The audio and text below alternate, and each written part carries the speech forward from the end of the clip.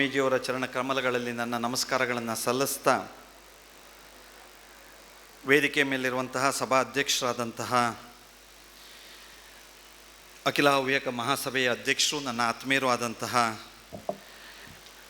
Doctor Giridhar ಕಜೆ ಅವರೇ, ನನ್ನ ಆತ್ಮೀಯರಾದಂತಹ ಶ್ರೀಯುತ ಸದಾನಂದ ಗೌಡ ಅವರೇ, ಶ್ರೀಯುತ ಅಂಗಾರ ಅವರೇ ಹಾಗೂ ಸಂಜೀವ್ ಮಠಂದೂರ್ ಅವರೇ, ಮತ್ತು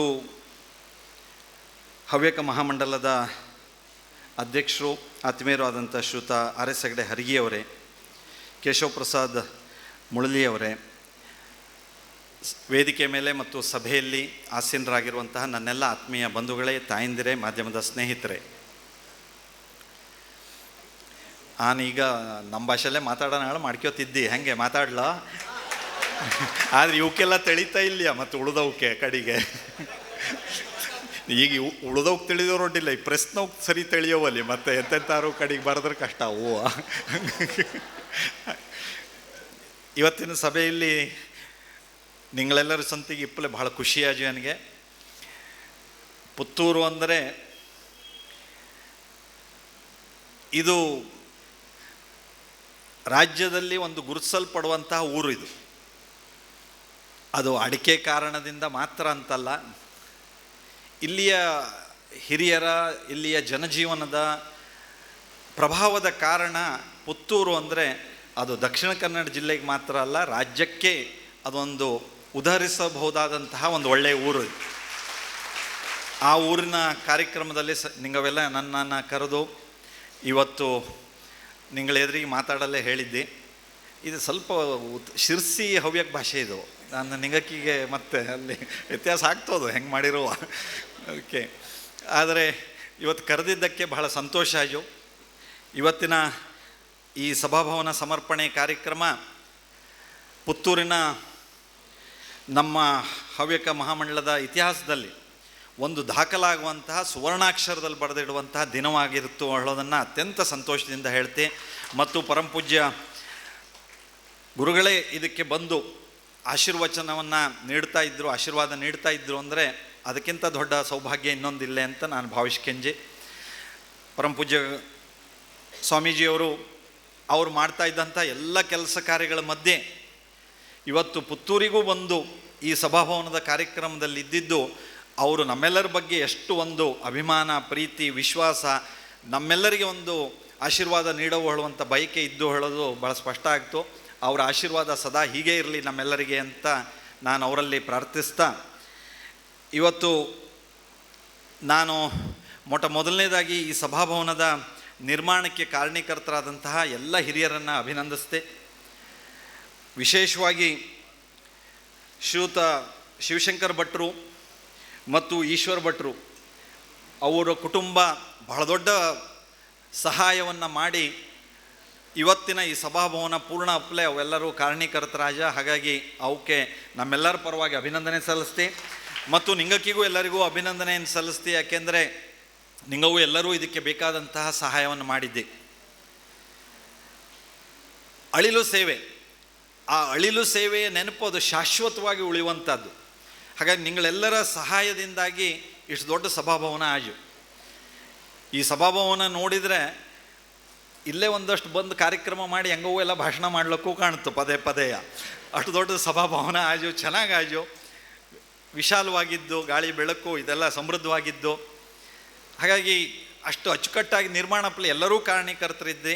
ಸಮಾಜಮುಖಿಯಾದ ಚಟುವಟಿಕೆಯಲ್ಲಿ ಇದೆಲ್ಲವೂ ಒಂದೊಂದು ಕೊಡುಗೆ. ಸಭಾಭವನ ನಿರ್ಮಾಣ ಮಾಡಿದ್ದು ಇದು ಕಟ್ಟಡ ಅನ್ನೋ ದೃಷ್ಟಿಕೋನದಲ್ಲ. ನಾವು ಈ ಸಭಾಭವನದಲ್ಲಿ ಒಳ್ಳೆಯ ಒಂದು ಸಂಸ್ಕಾರ ಸಿಗುವಂತಹ, ಒಂದು ಸುಸಂಸ್ಕೃತವಾದಂಥ ಚಟುವಟಿಕೆ ನಡೆಯುವಂತಹ, ಸಮಾಜದ ಹಿತದ ಕುರಿತಂತೆ, ರಾಷ್ಟ್ರಹಿತದ ಕುರಿತಂತೆ ಯೋಚಿಸುವಂತಹ, ಚರ್ಚಿಸುವಂತಹ ವೇದಿಕೆ ಇದಾಗಿ ಈ ಸಭಾಭವನ ಇದಾದರೆ ಅದಕ್ಕಿಂತ ದೊಡ್ಡ ಕೊಡುಗೆ ಇನ್ನೇನು. ಒಳ್ಳೆಯ ಕಾರ್ಯಕ್ರಮಗಳು ಎಲ್ಲಿ ನಡೀತದೆ ಅಂತ ಕೇಳಿದರೆ ಪುತ್ತೂರಿನ ಹವ್ಯಕ ಸಭಾಭವನದಲ್ಲಿ ನಡೀತದೆ ಅಂತ ಕರೆಸ್ಕೊಳ್ಬೇಕು. ಆ ರೀತಿಯ ಚಟುವಟಿಕೆ ಇಲ್ಲಿ ನಡಿಬೇಕು. ಹಾಗಾಗಿ ಸಂಘಟಕರು ಮುಂದೆ ಯಾರ್ಯಾರು ಇದರ ಜವಾಬ್ದಾರಿಯನ್ನು ನಿರ್ವಹಿಸುವಂಥವ್ರು ಇದ್ದಾರೋ ಅವರೆಲ್ಲರಿಗೆ ಬಹಳ ದೊಡ್ಡ ಜವಾಬ್ದಾರಿ ಇದೆ. ಇದನ್ನು ಚೆನ್ನಾಗಿ ನಡೆಸ್ಕೊಂಡು ಹೋಗುವಂಥದ್ದು, ಪ್ರಭಾವಿಯಾಗಿ ನಡೆಸ್ಕೊಂಡು ಹೋಗೋದು. ಇಲ್ಲಿ ನಡೆಯುವಂಥ ಕಾರ್ಯಕ್ರಮಗಳು ಆ ಒಂದು ಸಮಾಜದಲ್ಲಿ ಒಂದು ಹೊಸ ಜಾಗೃತಿಯನ್ನು ಮೂಡಿಸುವಂತಹ ಪರಿಣಾಮಕಾರಿಯಾದ ಚಟುವಟಿಕೆಯನ್ನು ಮಾಡುವಂಥದ್ದು ಅಗತ್ಯ ಇದೆ. ಇದು ಶಾಶ್ವತವಾಗಿ ಈ ಸಭಾಭವನ ಇದು ಸಮಾಜದ ಕೊಡುಗೆಯಾಗಿ ಕೊಟ್ಟಂಥದ್ದು. ಹಾಗಾಗಿ ಸಮಾಜದವರು ಯಾರು ಎಲ್ಲಿಂದ ಬಂದು ಏನು ಕೇಳಿದರೂ ಇಲ್ಲೊಂದು ಒಳ್ಳೆಯ ಚಟುವಟಿಕೆ ಕೇಂದ್ರ ಇದಾಗೋದಕ್ಕೆ ಇದು ಕಾರಣ ಆಗಲಿ ಅಂತ ಆಶಿಸ್ತೇನೆ. ಇದೊಂದು ವೈಚಾರಿಕವಾಗಿ ನಾವು ಯೋಚಿಸುವಂಥ ಕೇಂದ್ರ, ಚಿಂತಿಸುವಂಥ ಕೇಂದ್ರ ಆಗಬೇಕು. ನಾನು ನಿಮ್ಮೆಲ್ಲರಲ್ಲಿ ಒಂದು ವಿನಂತಿಯನ್ನು ಮಾಡ್ಕೊಳ್ತೀನಿ, ಬಹುಶಃ ಅಪ್ರಸ್ತುತ ಆಗಲಿಕ್ಕಿಲ್ಲ ಅಂತ ಭಾವಿಸ್ಕೊಂಡು ನಾನು ಒಂದು ಮಾತನ್ನು ಇಲ್ಲಿ ಹೇಳೋದಕ್ಕೆ ಬಯಸ್ತೇನೆ. ನಾವು ಮನುಷ್ಯರಾಗಿ ಹುಟ್ಟಿರೋದೇ ನಮ್ಮ ಎಷ್ಟೋ ಪೂರ್ವಜನ್ಮದ ಪುಣ್ಯ ಅಂತ ನಮಗೆಲ್ಲರಿಗೂ ಅರಿವಿದೆ. ನಾವು ಮನುಷ್ಯರಾಗಿ ಹುಟ್ಟಿದ ನಂತರದಲ್ಲಿ ನಾವು ನಮ್ಮ ದಿನದ ಜೀವನದ ನಿರ್ವಹಣೆಯ ಎಲ್ಲ ಕೆಲಸವನ್ನು ಸಮರ್ಥವಾಗಿ ಮಾಡ್ತಿರ್ತೇವೆ. ಯಾಕೆಂದರೆ ಅದು ಮಾಡಲೇಬೇಕು, ಯಾಕೆಂದರೆ ನಾವು ಬದುಕಬೇಕು. ಬದುಕಿಗೆ ಬೇಕಾದಂತಹ ಎಲ್ಲ ಚಟುವಟಿಕೆಯನ್ನು ನಾವು ಚೆನ್ನಾಗೇ ಮಾಡ್ತೇವೆ, ಮಾಡಲೇಬೇಕಾದದ್ದನ್ನು ಮಾಡಿದ್ದೇವೆ. ಆದರೆ ಇನ್ನೂ ಒಂದು ಹೆಜ್ಜೆ ಮೇಲೆ ನಿಂತು ನಾವು ಯೋಚಿಸಬೇಕು. ಈ ಸಭಾಭವನ ಅಂಥ ವಿಷಯಗಳಿಗೆ, ವೈಚಾರಿಕ ವಿಷಯಗಳಿಗೆ ಕಾರಣ ಆಗಬೇಕು. ನಾವು ಈ ಸೃಷ್ಟಿಯ ಸತ್ಯವನ್ನು ಅರಿತುಕೊಳ್ಳೋದಕ್ಕೆ ಬೇಕಾದಂತಹ ಪ್ರಯತ್ನವನ್ನು ನಾವು ಈ ರೀತಿಯ ಸಭಾಭವನದ ಮೂಲಕ ನಾವು ಅದನ್ನು ಕಾಣೋದಕ್ಕೆ ಬೇಕಾದಂತಹ ಪ್ರಯತ್ನ ನಮ್ಮಿಂದ ಆಗಬೇಕು. ಈ ಸೃಷ್ಟಿಯ ಸತ್ಯದ ಸಂಗತಿಗಳು ಏನು ಅನ್ನೋದನ್ನು ತಿಳ್ಕೊಳ್ಬೇಕು ಅನ್ನುವಂತಹ ಆ ಬಯಕೆ, ಆ ಅಪೇಕ್ಷೆಗಳು ಅದು ನಿರ್ಮಾಣ ಆಗಬೇಕಾಗತ್ತೆ. ಇಲ್ಲಾಂದರೆ ವ್ಯಾವಹಾರಿಕ ಬದುಕಿನಲ್ಲಿ ನಮ್ಮನ್ನು ನಾವು ಕಳ್ಕೊಂಡು ಬಿಡ್ತೀವಿ. ಈ ಸಭಾಭವನದಲ್ಲಿ ನಾನು ಯಾರು ಅನ್ನೋದನ್ನು ಹುಡುಕೋದಕ್ಕೆ ಬೇಕಾದಂಥ ಪ್ರಯತ್ನಗಳಾಗಬೇಕು. ಅದೇ ಸೃಷ್ಟಿಯ ಸತ್ಯದ ಅರಿವಿಗೆ ಕಾರಣ ಆಗೋದು. ನಾವು ಯಾರು ಅಂತ ನಮಗೆ ಎಷ್ಟು ಜನಕ್ಕೆ ಗೊತ್ತಿದೆ? ನನಗಿಂದ ಹಿಡಿದೋದು ಎಲ್ಲರಿಗೂ. ನಾವೆಲ್ಲ ಕೇಳಿದರೆ ನಮ್ಮ ಹೆಸರು ಹೇಳ್ತೀವಿ, ಇನ್ನೂ ಹೆಚ್ಚು ಕೇಳಿದರೆ ನಮ್ಮ ಊರು ಹೇಳ್ತೀವಿ, ನಮ್ಮ ಕುಟುಂಬ ಹೇಳ್ತೀವಿ, ಇನ್ನೂ ಕೇಳಿದರೆ ಇನ್ನೂ ನಮಗೆ ನೆನಪಿರೋದು ಇನ್ನೇನೇನು ಹೇಳಬೇಕು ಅದನ್ನೆಲ್ಲ ಹೇಳ್ತೀವಿ. ಆದರೆ ಆ ನಾನು ಅನ್ನುವಂತಹ ಆ ಮೂಲ ಒಂದು ವಿಷಯ ಏನಿದೆಯಲ್ಲ ಅದನ್ನು ಹುಡುಕೋದಕ್ಕೆ ಬೇಕಾದಂಥ ಪ್ರಯತ್ನಗಳು ಈ ರೀತಿ ಸಭಾಭವನದಿಂದ ಆಗಬೇಕು, ಚಿಂತನೆ ಆಗಬೇಕು. ಸೃಷ್ಟಿ ಅದು ಏನೇನನ್ನೆಲ್ಲ ಸೃಷ್ಟಿ ಮಾಡಿದೆ, ಆ ಭಗವಂತನ ಇಚ್ಛೆ ಅದು ಎಲ್ಲವನ್ನೂ ಸೃಷ್ಟಿ ಮಾಡಿದೆ. ಆದರೆ ಈ ಸೃಷ್ಟಿಯಲ್ಲಿ ಮನುಷ್ಯನಾಗಿ ನಾನು ಆ ಸಾರ್ಥಕತೆಯ ಜೀವನವನ್ನು ಕಾಣೋದಕ್ಕೆ ಬೇಕಾದಂತಹ ವಿಶಾಲ ಮನಸ್ಸಿನ ಹೃದಯದ ಒಂದು ವೈಚಾರಿಕ ಚಿಂತನೆಯನ್ನು ಬೆಳೆಸ್ಕೊಳ್ಬೇಕಲ್ಲ, ಅದು ಬೆಳೆಸ್ಕೊಳ್ಳೋದಕ್ಕೆ ಕಾರಣ ಆಗಬೇಕು. ನಾವು ಭಾರತೀಯರು, ನಮ್ಮ ಸನಾತನ ಹಿಂದೂ ಧರ್ಮವನ್ನು ಪ್ರತಿನಿಧಿಸುವಂಥವ್ರು, ನಮ್ಮ ಋಷಿ ಪರಂಪರೆಯವರು, ನಮ್ಮ ಗುರುಗಳು, ಮಠಗಳು, ಆಧ್ಯಾತ್ಮಿಕ ಧಾರ್ಮಿಕ ಕೇಂದ್ರಗಳು ಅವರು ಎಂಥ ಸಾಧನೆಯನ್ನು ಮಾಡಿ ನಮಗೆ ಕೊಟ್ಟಿದ್ದಾರೆ. ಆ ಪರಂಪರೆಯವರು ನಾವು ಶಂಕರಾಚಾರ್ಯರನ್ನು ಯಾಕೆ ಸ್ಮರಿಸ್ಕೊಳ್ತೀವಿ? ಅವರು ಆ ಸತ್ಯವನ್ನು ನಮಗೆ ಮನಮುಟ್ಟುವಂತೆ ನಮಗೆ ತಿಳಿಸಿದ್ದಾರೆ. ಅಹಂ ಬ್ರಹ್ಮಂ ಮಾತ್ರ ಅಲ್ಲ, ಸರ್ವಂ ಬ್ರಹ್ಮಂ ಅನ್ನೋದನ್ನು ತಿಳಿಸ್ಕೊಟ್ಟಿದ್ದಾರೆ ಅವರು.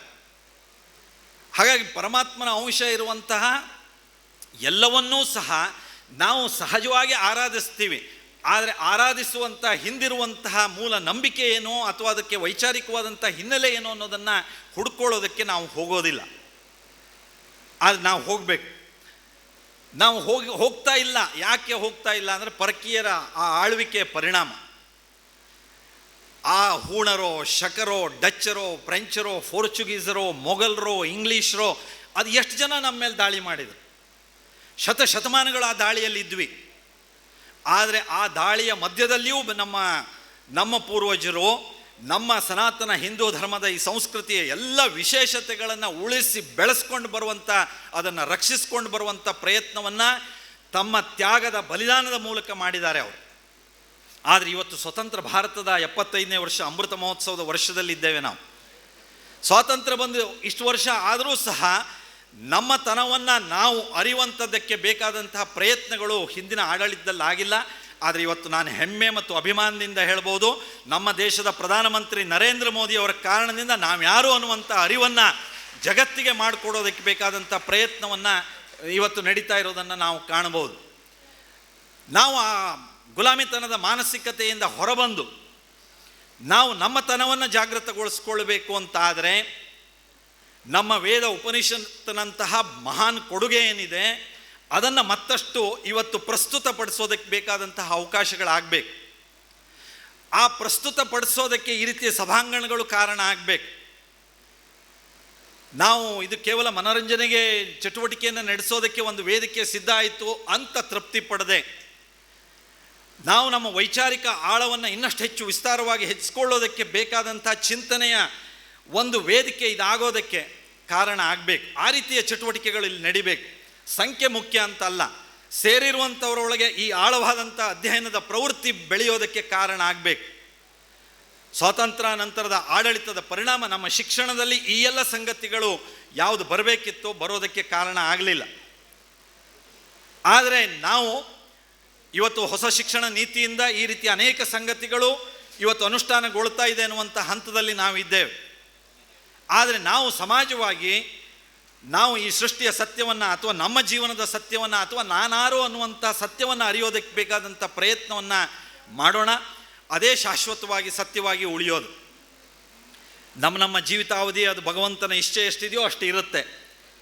ಆದರೆ ನಾವು ಅಷ್ಟಕ್ಕೆ ತೃಪ್ತರಾಗದೆ ನಾವು ಮುಂದೇನು ಅನ್ನೋದನ್ನು ಹುಡುಕೋದಕ್ಕೆ ಬೇಕಾದಂತಹ ಮನಪ್ರವೃತ್ತಿ ನಮ್ದು ಆಗಬೇಕು ಅಂತಾದರೆ ಆ ರೀತಿಯ ಚಟುವಟಿಕೆಗಳು ನಡಿಬೇಕು. ಅದು ಈ ರೀತಿಯ ಸಭಾಭವನದಲ್ಲಿ ನಡೀಲಿ ಅಂತ ನಾನು ಆಶಿಸ್ತೇನೆ. ಆ ರೀತಿಯ ಒಂದು ವೈಚಾರಿಕ ಚಿಂತನೆಯನ್ನು ಹೆಚ್ಚಿಸೋದಕ್ಕೆ ಬೇಕಾದಂಥ ಪ್ರಯತ್ನಗಳನ್ನು ನಾವು ಮಾಡೋಣ. ಅದರ ಜೊತೆಯಲ್ಲಿ ಇನ್ನೊಂದು ಮಾತನ್ನು ನಾನು ಹೇಳೋದಕ್ಕೆ ಬಯಸೋದು ಅಂದರೆ, ನಮ್ಮ ಈ ಸನಾತನ ಸಂಸ್ಕೃತಿಯ ನಂಬಿಕೆಗಳು ಯಾವುದಿದೆಯೋ ಅದಕ್ಕೆ ಘಾಸಿಗೊಳಿಸುವಂಥ ಪ್ರಯತ್ನಗಳು ನಿರಂತರವಾಗಿ ನಡೀತಿರುತ್ತೆ. ನಾವು ಗೋಹತ್ಯೆ ನಿಷೇಧ ಆಗಬಾರದು ಅಂತ ಪರಮಪೂಜ್ಯ ಸ್ವಾಮೀಜಿಯವರು ರಾಷ್ಟ್ರದಾದ್ಯಂತ ನಡೆಸಿರುವಂಥ ಒಂದು ಆಂದೋಲನದ ಪರವಾಗಿ ಇವತ್ತು ಸರ್ಕಾರಗಳು ಸಹ ಜಾಗೃತವಾಗಿ ಗೋಹತ್ಯೆ ನಿಷೇಧ ಮಾಡುವಂಥ ಕಾಯ್ದೆಯನ್ನು ತಂದಿದೆ. ಆದರೆ ಗೋಹತ್ಯೆ ನಿಷೇಧದ ಕಾಯ್ದೆಯನ್ನು ತರುವಾಗ ಎಷ್ಟೆಷ್ಟು ಪರ ವಿರೋಧದ ಮಾತುಗಳು ಕೇಳಿಬಂದು ಅನ್ನೋದನ್ನು ನೋಡಿದ್ದೇವೆ. ಅಯೋಧ್ಯೆಯಲ್ಲಿ ಭವ್ಯವಾದಂಥ ರಾಮ ಮಂದಿರ ನಿರ್ಮಾಣ ಆಗಬೇಕು ಅನ್ನುವಂಥ ಕೋಟಿ ಜನರ ಸಂಕಲ್ಪ ಶಕ್ತಿಯ ಕಾರಣದಿಂದ ಅಲ್ಲಿ ರಾಮ ಮಂದಿರ ನಿರ್ಮಾಣವಾಗ್ತಾ ಇದೆ. ಆದರೆ ರಾಮ ಮಂದಿರ ನಿರ್ಮಾಣ ಆಗೋದಕ್ಕೆ ಅದು ಎಷ್ಟು ಜನ ಬಲಿದಾನವನ್ನು ನೀಡಿದ್ರು, ಎಷ್ಟು ಪರವಿರೋಧವಾದಂತಹ ಮಾತುಗಳು ಬಂತು ಅನ್ನೋದನ್ನು ನೋಡ್ತಾ ಇದ್ದೇವೆ. ಅಷ್ಟೇ ಯಾಕೆ, ಭಗವದ್ಗೀತೆ ಬಗ್ಗೋ, ರಾಮನ ಬಗ್ಗೋ, ಕೃಷ್ಣನ ಬಗ್ಗೋ, ಇನ್ನು ನಾವು ಭಾರತೀಯರಾಗಿ ನಾವು ನಮ್ಮ ಸನಾತನ ಸಂಸ್ಕೃತಿಯಲ್ಲಿ ನಂಬಿರುವಂಥ ವಿಷಯಗಳನ್ನು, ಅದನ್ನು ಆ ನಂಬಿಕೆಗಳನ್ನು ಘಾಸಿಗೊಳಿಸುವಂತಹ ಒಂದು ಶಕ್ತಿಗಳು ಸದಾ ಜಾಗೃತವಾಗಿದ್ದು ಅದು ನಮ್ಮ ಬುಡಕ್ಕೆ ಅದು ಆ ಚಟುವಟಿಕೆಯನ್ನು ನಡೆಸ್ತಾ ಇದೆ ಅನ್ನುವಂಥ ಅರಿವು ನಮಗಿದೆ. ನಾವು ಈ ರೀತಿ ಸಾಮೂಹಿಕವಾಗಿ ಸೇರಿದಾಗ ಅಥವಾ ಸಭಾಭವನದ ಚಟುವಟಿಕೆಗಳಲ್ಲಿ ನಮ್ಮ ಮುಂದಿರುವಂಥ ಈ ಸವಾಲುಗಳನ್ನು ಎದುರಿಸೋದಕ್ಕೆ ಬೇಕಾದಂಥ ಶಕ್ತಿಯನ್ನು ಸಹ ಸಂಘಟಿತಗೊಳಿಸ್ಕೊಳ್ಬೇಕು. ನಾವು ಇವತ್ತು ಮತಾಂತರ ನಡೀತಾ ಇದೆ, ಸರ್ಕಾರದಲ್ಲಿ ಹೊಸ ಕಾನೂನುಗಳನ್ನು ಇವತ್ತು ತಂದಿದ್ದಾರೆ. ಅಷ್ಟಕ್ಕೆ ನಮ್ಮ ಜವಾಬ್ದಾರಿಗಳು ಮುಗಿಯೋದಿಲ್ಲ. ಎಲ್ಲಿ ಅನ್ಯಾಯ ಆಗ್ತಾ ಇದೆಯೋ ಅಲ್ಲಿ ನ್ಯಾಯ ಕೊಡಿಸೋದಕ್ಕೆ ಬೇಕಾದಂಥ ಪ್ರಯತ್ನಗಳು ನಡಿಬೇಕು. ಎಲ್ಲಿ ಶ್ರದ್ಧೆ ಭಕ್ತಿಯ ಕೇಂದ್ರ ಇದೆಯೋ ಅಲ್ಲಿ ನಾವು ಎಲ್ಲರೂ ಸಹ ಸಮಾನವಾಗಿ ಎಲ್ಲ ಚಟುವಟಿಕೆಯನ್ನು ನಡೆಸುವಂಥ ವಾತಾವರಣವನ್ನು ನಿರ್ಮಿಸಬೇಕು. ಸಮಾಜದಲ್ಲಿ ಸಮಾನತೆಯನ್ನು ಸಾಧಿಸಿಕೊಂಡು ನಾವು ಮುಂದೆ ಹೋಗೋದಕ್ಕೆ ಬೇಕಾದಂತಹ ಪ್ರಯತ್ನಗಳನ್ನು ಮಾಡುವಂಥದ್ದು ಇದಾಗಬೇಕು. ಸವಾಲುಗಳು ಬಹಳ ದೊಡ್ಡದಿದೆ ನಮಗೆ. ನಾವು ಮೇಲ್ನೋಟಕ್ಕೆ ಅಂದ್ಕೊಂಡಷ್ಟು ಸರಳವಾಗಿ ಭವಿಷ್ಯದ ದಿನಗಳಿದೆ ಅಂತ ಭಾವಿಸ್ಕೊಳ್ಬೇಡಿ. ಆದರೆ ಸವಾಲನ್ನು ಎದುರಿಸುವಂಥ ಶಕ್ತಿಯನ್ನು ನಾವು ಪಡೆದೇ ಹೋದರೆ ನಮ್ಮ ಇತಿಹಾಸ ಮತ್ತೊಮ್ಮೆ ಮರುಕಳಿಸ್ಬೋದು. ಆ ಎಚ್ಚರಿಕೆ ನಮಗೆ ಬೇಕು. ನಾವು ಸಂಕಲ್ಪ ಮಾಡಬೇಕು, ಭಾರತ ಹಿಂದೊಮ್ಮೆ ಜಗತ್ತಿಗೆ ಗುರುವಾಗಿತ್ತು ಅನ್ನೋದನ್ನು, ಅಷ್ಟೇ ಅಲ್ಲ ಮುಂದೆಯೂ ಭಾರತ ಜಗತ್ತಿಗೆ ಗುರುವಾಗುತ್ತೆ ಅನ್ನುವಂಥ ಸಂಕಲ್ಪ ಶಕ್ತಿಯನ್ನು ನಾವು ಈ ರೀತಿಯ ಚಟುವಟಿಕೆಗಳಲ್ಲಿ ನಾವು ನಿರ್ಮಿಸಿಕೊಳ್ಬೇಕಂತ ಅಗತ್ಯತೆ ಇದೆ. ನಮ್ಮ ನಂಬಿಕೆಗಳನ್ನು ಸದಾ ಜಾಗೃತವಾಗಿಡುವಂಥ ಪ್ರಯತ್ನಗಳು ಅದು ನಡಿಬೇಕು ಅನ್ನುವಂಥ ಆಶಯವನ್ನು ಸಹ ನಾನು ಈ ಸಂದರ್ಭದಲ್ಲಿ ವ್ಯಕ್ತಪಡಿಸೋದಕ್ಕೆ ಬಯಸ್ತಾ, ಎಲ್ಲವೂ ಸರ್ಕಾರ ಮಾಡಲಿ ಅಂತ ಸರ್ಕಾರದ ಕಡೆಗೆ ಬೊಟ್ಟು ಮಾಡಿ ತೋರಿಸೋಣ. ಸರ್ಕಾರಗಳು ಜವಾಬ್ದಾರಿಯುತವಾಗಿ ಕೆಲಸ ಮಾಡೇ ಮಾಡುತ್ತೆ. ಆದರೆ ಸರ್ಕಾರದ ಜೊತೆಯಲ್ಲಿ ಸಮಾಜವಾಗಿ ನಾವು ಹೇಗೆ ಕೆಲಸ ಮಾಡಬೇಕು ಅನ್ನುವಂಥ ಜವಾಬ್ದಾರಿಯನ್ನು ಹೆಚ್ಚಿಕೊಳ್ಳುವ ಅಗತ್ಯತೆ ಇದೆ. ಸರ್ಕಾರ ಅದರದೇ ಆದಂಥ ಇತಿಮಿತಿಗಳು ಇದ್ದೇ ಇದೆ. ಯಾವುದೇ ಸರ್ಕಾರಗಳಾದರೂ ಅದರದ್ದು ಇತಿಮಿತಿಗಳಿದೆ. ಆದರೆ ಸಮಾಜದಲ್ಲಿ ಒಂದು ಹೊಸ ಜಾಗೃತಿಯನ್ನು ಮೂಡಿಸೋದ್ರ ಮೂಲಕ ಸರ್ಕಾರದ ಜೊತೆಯಲ್ಲಿ ಸಮಾಜವೂ ಒಂದು ಒಳ್ಳೆಯ ರಚನಾತ್ಮಕ ಚಟುವಟಿಕೆಯನ್ನು ಮಾಡೋದಕ್ಕೆ ಮುಂದಾಗಿದೆ ಅನ್ನುವಂಥ ಸಂದೇಶವನ್ನು ಕೊಡುವಂಥ ಅಗತ್ಯತೆ ಇದೆ. ಆ ರೀತಿಯ ಎಲ್ಲ ಚಟುವಟಿಕೆಗಳಿಗೆ ಪ್ರೇರಣೆಯಾಗುವಂಥ ಕೇಂದ್ರ ಈ ಒಂದು ಹವ್ಯಕ ಸಭಾಭವನ ಆಗಲಿ ಅಂತ ನಾನು ಆಶಿಸ್ತೇನೆ. ಇವತ್ತು ಶ್ರೀಯುತ ಸದಾನಂದ ಗೌಡರು ಇವತ್ತು ಇಲ್ಲಿ ಬಂದಿರೋದು ನನಗಂತೂ ಬಹಳ ವೈಯಕ್ತಿಕವಾಗಿ ಬಹಳ ಸಂತೋಷ ಆಗಿದೆ. ಯಾಕೆಂದರೆ ನಾನು ಅವರು ಎಲ್ಲ ತಾವು ಹೇಳಿದ ಹಾಗೆ ಒಟ್ಟಿಗೆ ಶಾಸಕರಾದಂಥವ್ರು 94ನೇ ಇಸ್ವಿಯೊಳಗೆ. ಹಾಗಾಗಿ ಪುತ್ತೂರಿನ ವಿಶೇಷತೆಗಳ ಬಗ್ಗೆ, ಇಲ್ಲಿಯ ಅಡಿಕೆ ಬೆಳೆಗಾರರ ಬಗ್ಗೆ ಅವರು ತೋರಿಸಿರುವಂಥ ಪಾದಯಾತ್ರೆಯ ಕಾಳಜಿಯ ಬಗ್ಗೆ, ಅವರು ಸಚಿವರಾಗಿ, ಮುಖ್ಯಮಂತ್ರಿಯಾಗಿ, ಕೇಂದ್ರ ಸಚಿವರಾಗಿ ನಮ್ಮ ಜಿಲ್ಲೆಯ ಅಥವಾ ನಮ್ಮ ರಾಜ್ಯದ ಅಭಿವೃದ್ಧಿಯ ಬಗ್ಗೆ ಅವರು ಕೊಟ್ಟಂಥ ಕೊಡುಗೆಗಳೆಲ್ಲವೂ ಅವಿಸ್ಮರಣೀಯವಾದಂಥದ್ದು, ಬಹಳ ಒಳ್ಳೆಯದು. ನಾನು ಅದನ್ನು ನೆನೆಸ್ಕೊಳ್ತೀನಿ.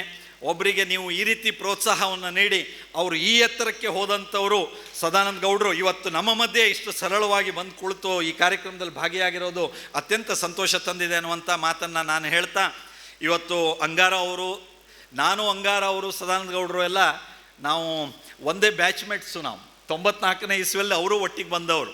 ಹಾಗಾಗಿ ಅವರು, ನಾನು, ಸದಾನಂದ ಗೌಡರು ಎಲ್ಲ ನಿರಂತರವಾಗಿ ಜನ ಸೇವೆ ಮಾಡುವಂಥ ಅವಕಾಶಗಳು ಲಭ್ಯ ಆಗ್ತಾ ಇದೆ. ದೇವರ ಗುರುಗಳ ಆಶೀರ್ವಾದದಿಂದ ನಿಮ್ಮ ಸೇವೆಯನ್ನು ಮಾಡೋದಕ್ಕೆ ಬೇಕಾದಂಥ ಅವಕಾಶಗಳು ಲಭ್ಯ ಆಗ್ತಾ ಇದೆ. ನಾವು ಅದನ್ನು ಪ್ರಾಮಾಣಿಕವಾಗಿ ನಿಮಗೆ ಆ ಕೆಲಸವನ್ನು ಮಾಡೋ ಪ್ರಯತ್ನವನ್ನು ನಾವು ಮಾಡ್ತಾ ಇದ್ದೇವೆ.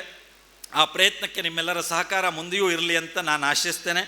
ಸಂಜೀವ್ ಮಠಂದೂರ್ ಅವರು ಶಾಸಕರು, ಅವರು ವಿಧಾನಸಭೆಯಲ್ಲಿ ನಾನು ನೋಡ್ತಿರ್ತೇನೆ, ನಿಮ್ಮ ಪುತ್ತೂರು ವಿಷಯ, ಅಡಿಕೆ ಬೆಳೆಗಾರರ ವಿಷಯ, ಇಲ್ಲಿ ನಮ್ಮ ಹಾಡಿ ಕುಂಕಿ ಎಲ್ಲ ಇದೆಯಲ್ಲ, ಅದು ಭೂಮಿ ವಿಷಯ, ಅದೆಲ್ಲ ಬಂದ ಕೂಡಲೇ ಮೊದಲು ಎದ್ದು ನಿಲ್ಲವ್ರು ಯಾರು ಅಂತ ನಾನು ಹಿಂಗೆ ಮೇಲೆ ಕುಳಿತು ನೋಡಿದರೆ ಇವರು ಎದ್ದು ನಿಲ್ತಾರೆ.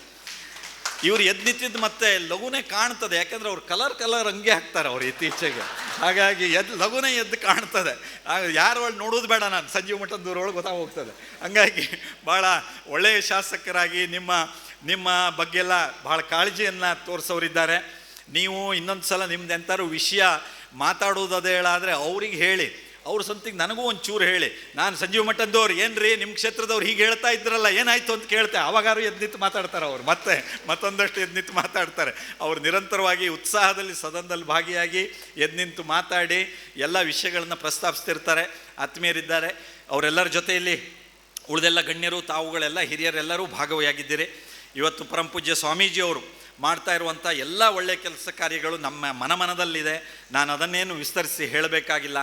ಈ ರೀತಿ ಒಳ್ಳೆಯ ಚಟುವಟಿಕೆಗಳು ಒಂದು ಮಠದ ಮೂಲಕ ಆಗ್ತಾ ಇರೋದು ಎಲ್ಲರಿಗೂ ಒಂದು ಮಾದರಿಯಾದಂಥ ಒಂದು ಕೆಲಸ. ಗೋಕರ್ಣದಲ್ಲಿ ಅಲ್ಲೊಂದು ವಿಶ್ವವಿದ್ಯಾಲಯ ಬರ್ತಾ ಇರೋದ್ರ ಬಗ್ಗೆ ಅದರ ವಿಷಯವನ್ನೇ ಕೇಳಿದರೆ ಭವಿಷ್ಯವನ್ನು ಭಾರತ ಹೇಗೆ ಕಾಣ್ತಾ ಇದೆ ಅನ್ನುವಂಥದ್ದು ಅವರ ವಿಶ್ವವಿದ್ಯಾಲಯದಿಂದಲೇ ನಮಗೆ ಮನವರಿಕೆ ಆಗುವಂಥದ್ದು. ಹಾಗಾಗಿ ಭವಿಷ್ಯದ ಭಾರತದ ಬಗ್ಗೆ ಅದು ಕನಸನ್ನು ಕಾಣೋದಷ್ಟೇ ಅಲ್ಲ, ಅದನ್ನು ನನಸು ಮಾಡೋದಕ್ಕೆ ಬೇಕಾದಂಥ ಪ್ರಯತ್ನಗಳು ಪರಮಪೂಜ್ಯ ಸ್ವಾಮೀಜಿಯವರಿಂದ ಆಗ್ತಾ ಇರೋದನ್ನು ನಾನು ನೋಡಿದ್ದೇನೆ. ನಾನು ಹರ್ಗಿಯವರು ಇಬ್ಬರು ಇಲ್ಲಿದ್ದೇವೆ. ಹಾಗಾಗಿ ಪೂಜ್ಯ ಗುರುಗಳ ಆಶೀರ್ವಾದದಿಂದ ನಮ್ಮ ಗೋಸ್ವರ್ಗವನ್ನು ನೋಡೋದಕ್ಕೆ ಬರ್ರಿ ಸಿದ್ದಾಪುರಕ್ಕೆ ಅಂತ ನಾನು ನಿಮ್ಮಲ್ಲಿ ಮತ್ತೊಮ್ಮೆ ಭಾಳ ಪ್ರೀತಿಪೂರ್ವಕವಾಗಿ ನಾನು ಕೇಳ್ಕೊಳ್ತೇನೆ. ನಾನು ಇಷ್ಟೆಲ್ಲ ಮಾತನಾಡ್ತಾ ಗಿರಿಧರ್ ಕಜೆಯವ್ರ ಬಗ್ಗೆ ಹೇಳೋದೇ ಬೇಡ. ಗಿರಿಧರ್ ಕಜೆಯವರು ಅಂದರೆ ಬಹುಮುಖ ಪ್ರತಿಭೆಯ ಒಂದು ವ್ಯಕ್ತಿತ್ವ. ಅವರು ಡಾಕ್ಟ್ರೆ ಹೆಂಗಾದ್ರೊಳಗೆ ನನಗೆ ಆಶ್ಚರ್ಯ. ಅವರು 100 ಗಟ್ಟಲೆ ಆಸ್ಪತ್ರೆ ಮಾಡೋದು, ಕೋಟಿಗಟ್ಟಲೆ ಜನಕ್ಕೆ ಔಷಧಿ ಕೊಡೋದು. ಇವತ್ತು ಆಯುರ್ವೇದಕ್ಕೆ ಒಂದು ಪ್ರಾಮುಖ್ಯತೆ ಇತ್ತೀಚಿನ ದಿನದಲ್ಲಿ ಸಿಕ್ಕಿದ್ದಿದ್ರೆ ಅದು ಗಿರಿಧರ್ ಕಜೆಯವರ ಕೊಡುಗೆ ಬಹಳ ದೊಡ್ಡದು ಅನ್ನೋದನ್ನು ಭಾಳ ಹೆಮ್ಮೆಯಿಂದ ಹೇಳ್ತೇನೆ. ಅವರು ಮಾಡ್ತಾ ಇರುವಂಥ ಹವ್ಯಕ ಮಹಾಸಭೆಯ ಅಧ್ಯಕ್ಷರಾಗಿ ಅವರು ಮಾಡ್ತಾ ಇರುವಂಥ ಎಲ್ಲ ಒಳ್ಳೆಯ ಕೆಲಸಗಳು ನಮ್ಮೆಲ್ಲರ ಮನದಲ್ಲಿದೆ. ಇವತ್ತು ಈ ಸಭಾಭವನದ ಕಾರ್ಯಕ್ರಮಕ್ಕೆ ನಮ್ಮೆಲ್ಲರನ್ನೂ ಜೋಡಿಸೋದಕ್ಕೆ ಅವರು ಕಾರಣೀಕರ್ತರ ಆಗಿದ್ದಾರೆ. ಅವರನ್ನು ಸಭಾಧ್ಯಕ್ಷರು ಇವತ್ತು ಅವರನ್ನು ನೋಡಿದಾಗ ನನಗೆ ಒಂದು ಮನಸ್ಸಿನಲ್ಲೇ ಒಂದು ಭಾವನೆ ಬರ್ತಾ ಇತ್ತು. ಸಭಾಧ್ಯಕ್ಷರಾಗಿ ಇಂಥ ಸದಸ್ಯರು ಇಲ್ಲಿ ಎದುರಿಗೆ ಕುಳಿತಿದ್ದಾರೆ, ಇಷ್ಟು ಸುಮ್ಮನ. ನನಗೂ ಹಾಗೆ ಆಗಿದ್ದಿದ್ರೆ ವಿಧಾನಸೌಧದಲ್ಲಿ ಒಳ್ಳೆಯದಾಗಿತ್ತು ಅಂತ. ನನ್ನ ಕಷ್ಟ ಎಲ್ಲ ನೋಡ್ತಿದ್ದೀರಿ ನೀವು. ಮೊನ್ನೆ ಅಷ್ಟೇ ಬೆಳಗಾಮದಲ್ಲಿ ಅಧಿವೇಶನ ಮುಗಿಸ್ಕೊಂಡು ಬಂದಿದ್ದೇನೆ. ನೋಡಿದ್ದೀರೋ ಇಲ್ಲ ನಿಮ್ಮೆಲ್ಲ ನನ್ನ ಪರಿಸ್ಥಿತಿ ಅಲ್ಲಿ ನೋಡ್ತಿರ್ತೀರಿ. ಅದನ್ನೆಲ್ಲ ನಡೆಸೋದಕ್ಕೆ ನೋಡ್ರಿ, ಇಂಥ ಆಡಿಯನ್ಸ್ ಇದ್ದರೆ ಈ ಅಧ್ಯಕ್ಷರಿಗೆ ಎಷ್ಟು ಒಳ್ಳೆಯದು ನೋಡ್ರಿ. ಹಾಗಾಗಿ ನನಗೂ ಅಂಥವರೇ ಅಲ್ಲಿ ಸಿಕ್ಕಿದ್ದಿದ್ರೆ ಅಂತ ಅನಿಸುತ್ತೆ. ಆದರೆ ಒಂದು ಮಾತು ಹೇಳ್ತೇನೆ, ಸಮಾಜದ ಜವಾಬ್ದಾರಿ ದೊಡ್ಡದಿದೆ. ಒಳ್ಳೆಯವರನ್ನೇ ಆರಿಸ್ಬೇಕು, ಒಳ್ಳೆಯವರನ್ನೇ ಪ್ರೋತ್ಸಾಹಿಸಬೇಕು, ಒಳ್ಳೆಯದನ್ನೇ ಗುರುತಿಸಿ ಬೆಂಬಲಿಸಬೇಕು. ಸಮಾಜದ ಜವಾಬ್ದಾರಿ. ಸಮಾಜದಲ್ಲಿ ಯಾವತ್ತೂ ಈ ಒಳ್ಳೆಯದನ್ನು ಗುರುತಿಸಿ ಪ್ರೋತ್ಸಾಹಿಸುವಂತಹ, ಒಳ್ಳೆಯದನ್ನೇ ಕಾಣುವಂಥ ಬೈಕೆ ಬರೋದಿಲ್ವೋ ಅಲ್ಲಿ ತನಕ ಸರ್ಕಾರದಿಂದ ಒಳ್ಳೆಯದಾಗತ್ತೆ ಅಂತ ನೀವು ಕನಸು ಕಾಣಬೇಡಿ. ಸರ್ಕಾರದಿಂದ ಒಳ್ಳೆಯದು ಯಾವಾಗ ಆಗತ್ತೆ? ಒಳ್ಳೆಯವರೇ ಅಲ್ಲಿ ಆರಿಸಿ ಬಂದಾಗ ಆಗತ್ತೆ. ಹಾಗಾಗಿ ಒಳ್ಳೆಯವರನ್ನೇ ಆರಿಸುವಂಥದ್ದು ಸಮಾಜದ್ದು ಅಷ್ಟೇ ಬಹಳ ದೊಡ್ಡ ಜವಾಬ್ದಾರಿ ಇದೆ. ನಾನು ಅದನ್ನೂ ಸಹ ಸಭೆ ಗಮನಕ್ಕೆ ತರ್ತಾ ಮುಂದಿನ ದಿನಗಳಲ್ಲಿ ನಮ್ಮ ವಿಧಾನಸಭೆಯ ಚಟುವಟಿಕೆಗಳನ್ನು ಸಹ ಅನುಭವ ಮಂಟಪದ ರೀತಿಯಲ್ಲಿ ನಡೆಸಬೇಕು ಅನ್ನುವಂಥ ಮಾತುಗಳನ್ನು ಹೇಳಿದ್ದೇನೆ. ಆ ದಿಕ್ಕಿನಲ್ಲಿ ನನ್ನದೇ ಆದಂಥ ಪ್ರಯತ್ನವನ್ನು ಮಾಡ್ತಾ ಇದ್ದೇನೆ. ಅದಕ್ಕೆ ದೇವರ ಗುರುಗಳ ಆಶೀರ್ವಾದ ಇರಲಿ, ನಿಮ್ಮೆಲ್ಲರ ಪ್ರೀತಿ ವಿಶ್ವಾಸದ ಒಂದು ಪ್ರೋತ್ಸಾಹ ಇರಲಿ ಅಂತ ಕೇಳ್ಕೊಳ್ತಾ, ಮತ್ತೊಮ್ಮೆ ಹವ್ಯಕ ಮಹಾಸಭೆ ವತಿಯಿಂದ, ಪುತ್ತೂರು ಶಾಖೆ ವತಿಯಿಂದ ಈ ಒಂದು ಸಭಾಭವನದ ಉದ್ಘಾಟನೆಗೆ ನಮ್ಮೆಲ್ಲರನ್ನ ಜೊತೆಗೂಡಿಸಿ ನಮ್ಮ ಮಾತುಗಳನ್ನು, ಭಾವನೆಗಳನ್ನು ಹೇಳೋದಕ್ಕೆ ಅವಕಾಶ ಮಾಡಿಕೊಟ್ಟಿದ್ದೀರಿ. ನಾನು ಸಮಯ ಹೆಚ್ಚು ತೊಗೊಂಡ್ರು ನಿಮ್ಮೆಲ್ಲರಿಗೆ ನನ್ನ ಮಾತುಗಳನ್ನು, ಭಾವನೆಯನ್ನು ತಿಳಿಸಿದ್ದೀನಿ. ಅದಕ್ಕೆಲ್ಲ ಅವಕಾಶ ಮಾಡಿಕೊಟ್ಟಂಥ ನಿಮ್ಮೆಲ್ಲರಿಗೆ ವಂದಿಸ್ತಾ, ಮತ್ತು ಶಿರ್ಸಿ ಸಿದ್ದಾಪುರಕ್ಕೂ ಬನ್ನಿ, ಎಲ್ಲ ನೆಂಟರ ಮನೆ ಇದ್ದಲ್ಲಿ ಎಲ್ಲ ಬನ್ನಿ, ಅಲ್ಲಿ ಬಂದಾಗ ಕಾಗೇರಿಗೂ ಬನ್ನಿ ಹೇಳಿ ನನ್ನ ಮಾತು ಮುಗಿಸ್ತೀನಿ. ನಮಸ್ಕಾರ.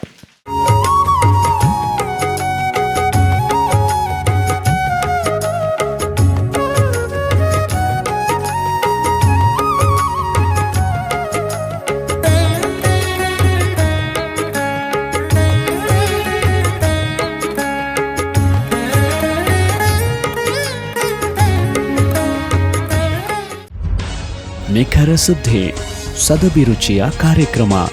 ನೀವು ನೋಡ್ತಾ ಇದ್ದೀರಾ ಕಹಳೆ ನ್ಯೂಸ್, ಸಮಾಜದ ಜಾಗೃತಿಗಾಗಿ ವಸ್ತುನಿಷ್ಠ ವರದಿ.